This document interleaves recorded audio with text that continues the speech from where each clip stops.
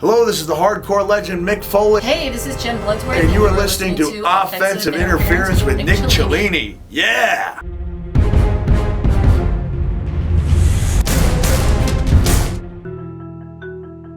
Pleasingly offensive, challenging you to think offensively, challenging you to be a part of the team. This is not regular interference. This is offensive interference with the baldest man in entertainment, me, Nick Cellini.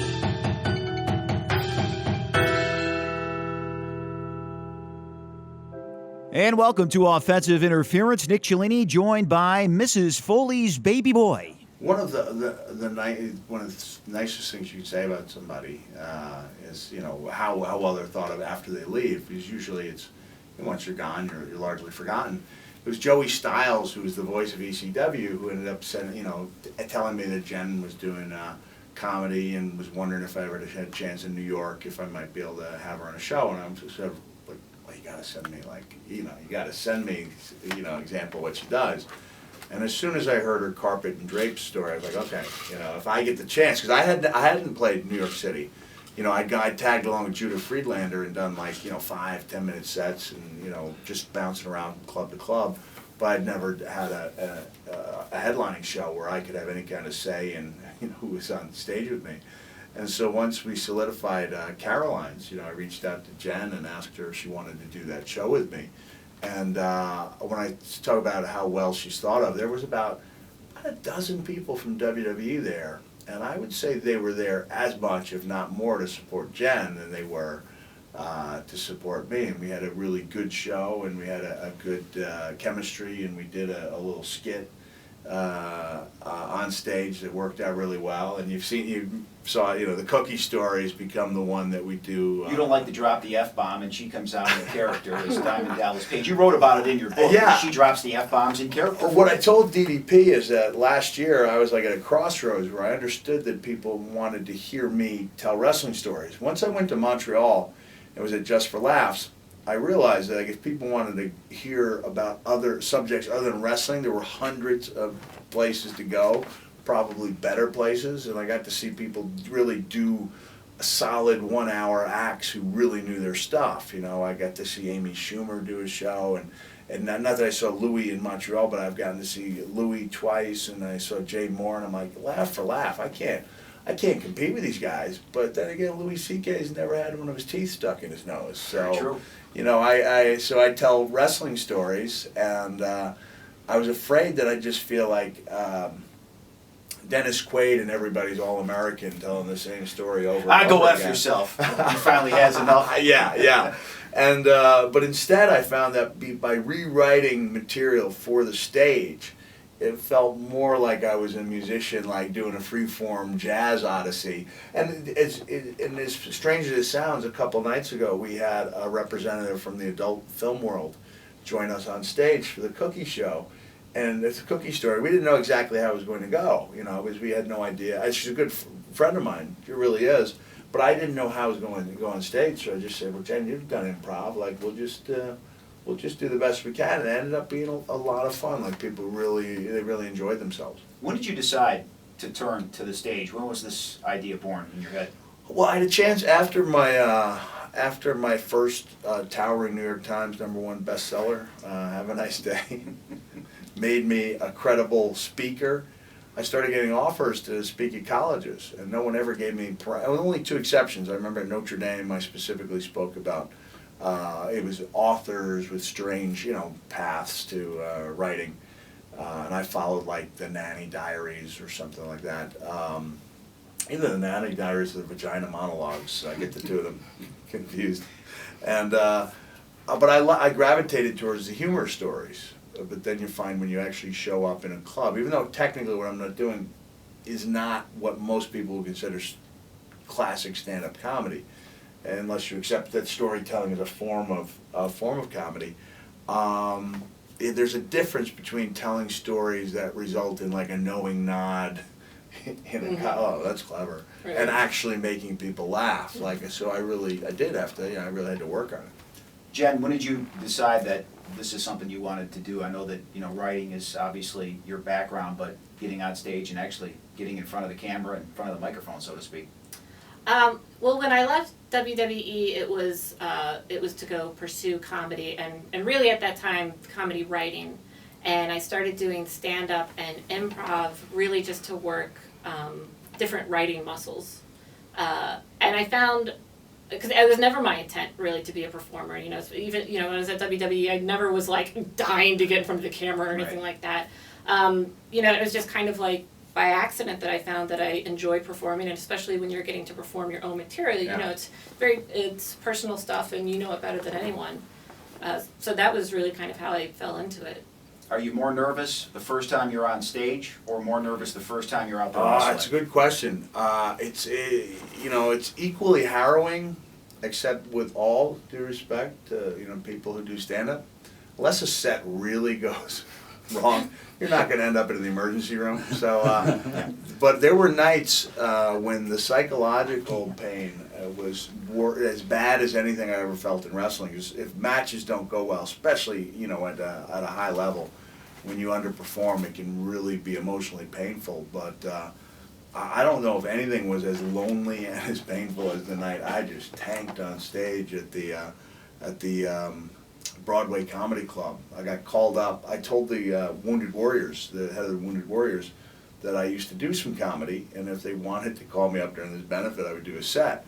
And in New York, you have these showcases where, that was actually the first time I met Amy Schumer. I saw her, and I didn't even realize, you know, it was a few years before she kind of hit it big. But, you know, Judah was up there and killing, and Judah has a unique style and set, but a lot of the comedians were gravitating towards what I had planned to talk about, which was my penis. Not that they were going to talk about my penis, but they had to talk about their own. And so I just started thinking, all right, started coming up with ideas in my own head. And it was so lonely up there, you know, without laughs. Judah later said, listen, it's not as bad as you think. Like, ordinarily, if a guy goes up there and doesn't get a laugh for 4 minutes, I would say that he's dead, but people listen to you, like at least they listen to you.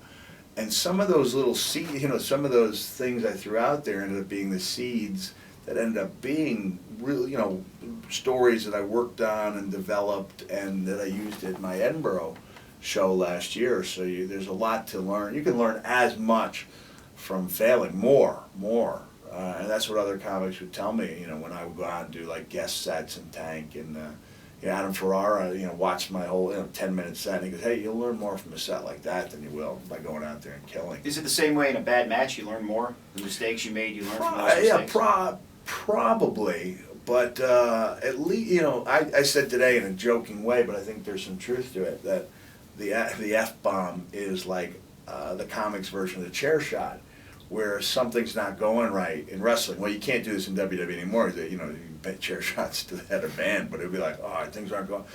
Boom! You know, here you come with your big move, and at least you'll get that gasp. And like there's many cases where a sentence is just funnier with an F-bomb thrown in there. So by kind of like specifically staying away from it, you got to kind of strengthen, you know, your act without relying on that. I got to ask you, speaking of chair shots beyond the mat, when your kids are watching that match, as much as it hurt getting hit by chair shots from The Rock over and over. I wish The Rock had dropped 11 F-bombs on me, but but did it hurt even more watching that footage? Oh, watching that footage with my family was just, oh God, it hurt. It dwarfed that feeling of emptiness I had at the Broadway Comedy Club when you see your kids just, they were just devastated. But the strangest thing to me when I watched it back after that initial shock was, why did I think it was okay to have my head stitched up in front of my kids? Like, even though I thought they were fine, I didn't realize that they had taken it so poorly. But, you know, kids are resilient. They came around, started talking a couple of weeks after that.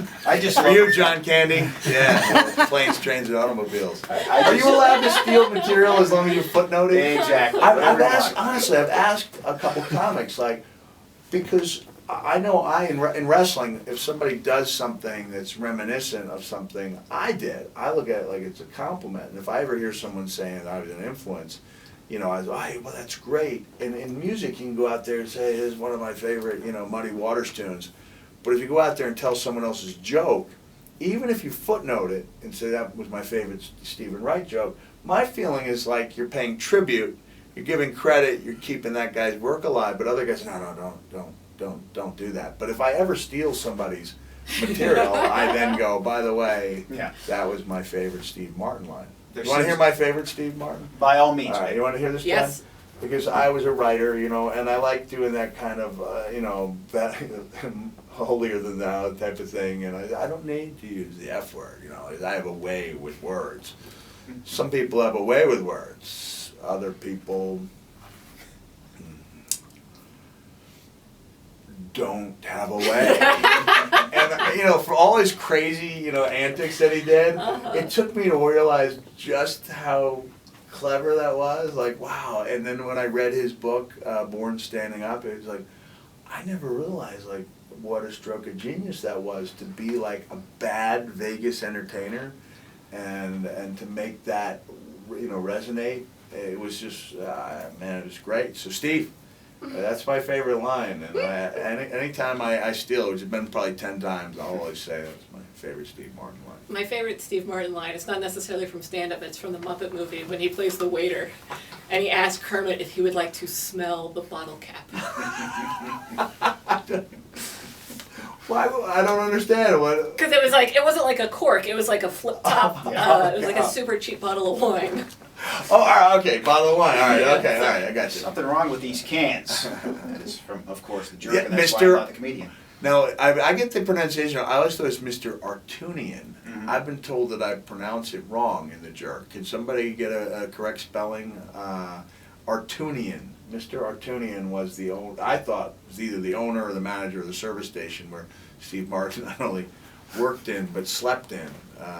Well, I believe Jack Artunian was the Jackie Mason character in the second Caddyshack, and why I know that I have no earthly idea, but Okay. somehow we're tying up loose ends. That late man at did night hate here at the those Punchline cans. Studios. Right? He hated those cans. Somehow they ended up leaking out. It is offensive interference with yours truly, Nick Cellini. ALS doesn't just kill you, it shuts you down, little by little, bit by bit.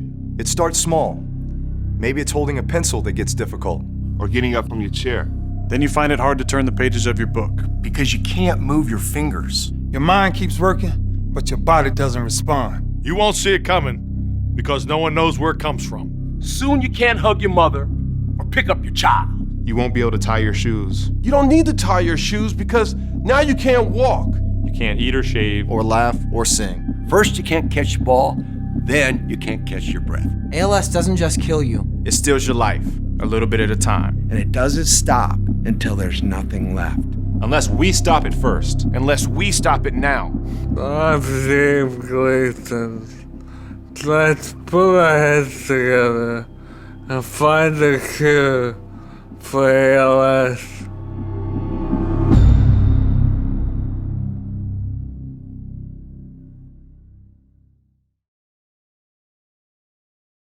I got to go back to you being up there on stage with guys you brought up at the Punchline. It's easy to do it in Atlanta, and you said it as well. Yeah. Gage was up there with you, and Scott Hall was up there with you, and Jake Roberts. It is amazing that a lot of these guys, and I'm not talking out of turn because you said it as well, they're still alive.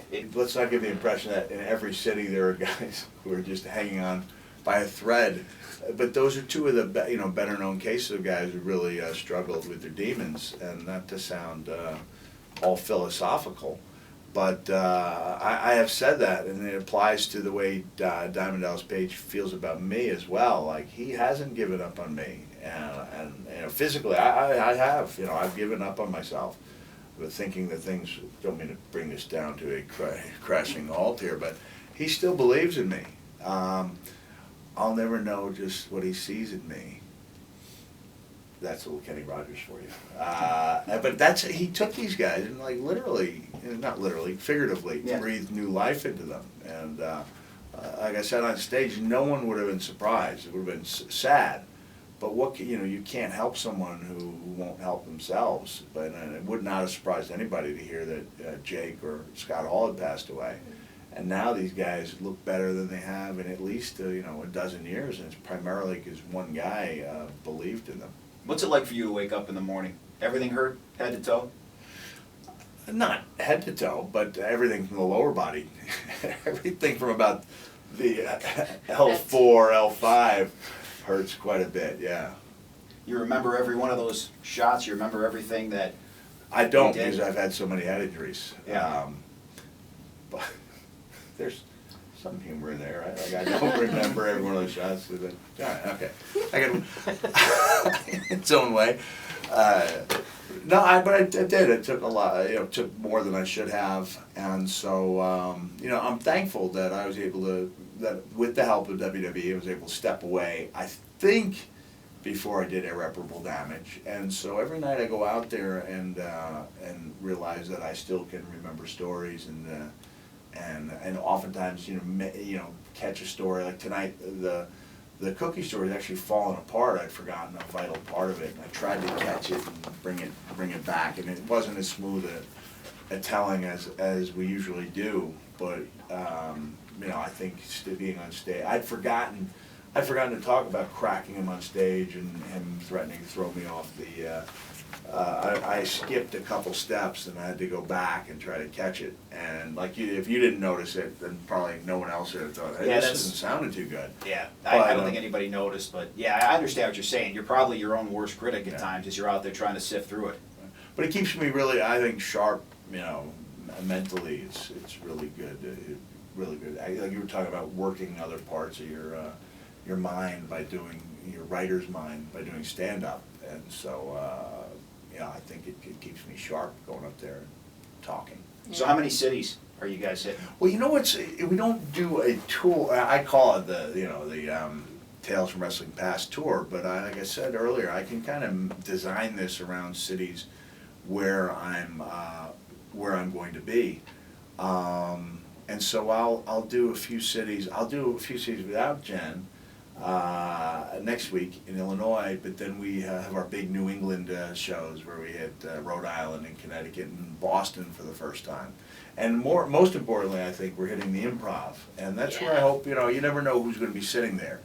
And if they see that here's this young lady who is doing a pretty darn good job of portraying a dude who's naked with tinfoil for his. The naked dude parts are just going to come rolling in. Yeah, naked. Yeah, people looking for naked dudes. Awesome.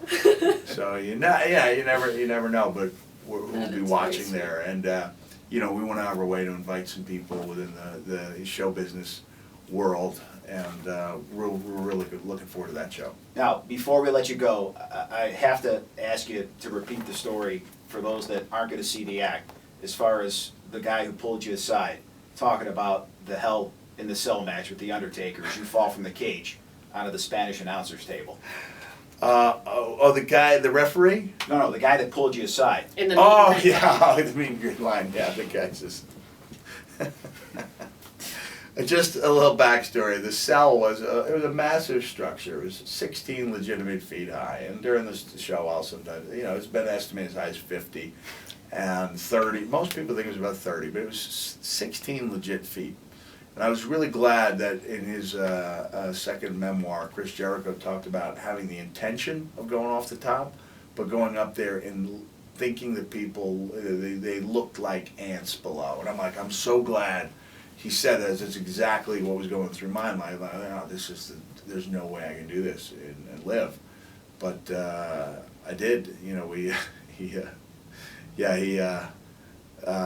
off the cell, and as a guy correctly pointed out during a meet and greet, he kind of pulled me aside. He didn't want to ruin my rep, and he goes, "Hey, I noticed that when the Undertaker threw you off that cell, you landed on a table." And I think I know where he's going with this. And he goes exactly where I think, which is he goes, "It broke your fall, didn't it?" And I said, "Yes, it did." And he said, "So you didn't get hurt?" I said, "Not at all." And then I leaned into him and I went, "It was a magic table." This is the stuff you're going to hear if you happen to catch Mick Foley and Jen Bloodsworth. I want to thank you two both for coming by. I should also mention that you interacted with every fan at the end of the night, and a lot of guys and a lot of performers in general, guys and girls, do not do that. So kudos to you for that as well. Because it's not as important to them as it is to me to drain them of every last bit of cash. The photos, and it's part of the right now it's part of the baggage. I'd be lying if I said I hope in a few years it's, oh yeah, Foley show, I got to see that. But now, you know, it's like, people don't know what it is. Right. And so you got to kind of use that, you know, as a little bit of an attraction. And then I do, you know, but they do buy some shirts and things like that, and that is helpful also. Yeah, Mick's being modest though. He's also the probably the nicest human being that I know. So. Oh, wow, well, thank you. But you'll still take their money because you have kids. You'll find people who meet me at an airport at 6 a.m. who differ. Like, anytime there's been a negative, I'd say 99% of all, and it's kind of the flip side of where Will Ferrell said that he's probably had 100,000 phone calls and only, 6,000 of them were inappropriate. So statistically speaking, hardly. So statistically speaking, I'm probably at 99 point something positive interactions, but I've had some interactions, and many that some of them haven't lived up to people's expectations. And out of those, I'm willing to bet that almost all of them occurred either early morning at an airport or after a connecting flight where I've been sandwiched in 26C by the crapper, and then you just don't want to be that guy. You just want to kind of blend into the background, and then somebody's there like, take a pic. I lost count when I was with my family of how many conversations started with either, I know you're with your family, or I hate to do this. And what's happened is it's been difficult to teach my children about hatred, because they identified hatred with huge smiles. People come, I hate to do this. They got the biggest smile. And then when they say bad words, it's like, holy, it's Mick effing Foley. And then I try telling my kids these are bad words. And I remember them like looking right at me and go, Dad, if they're bad words, then why is everyone so happy when they say them? It's like almost. It's the conundrum of being a parent.